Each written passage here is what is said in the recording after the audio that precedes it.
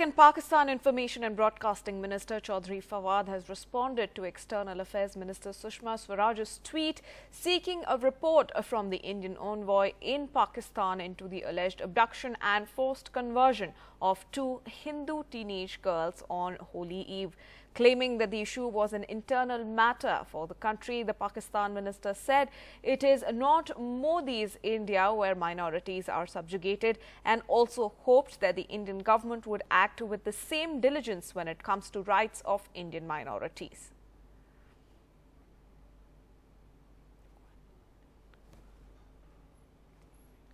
And this is what Fawad Chaudhry tweeted. Ma'am, it's a Pakistan's internal issue, and rest assured it's not Modi's India where minorities are subjugated. It's Imran Khan's Naya Pak, where the white color of our flag is equally dearer to us. I hope you'll act with the same diligence when it comes to rights of Indian minorities.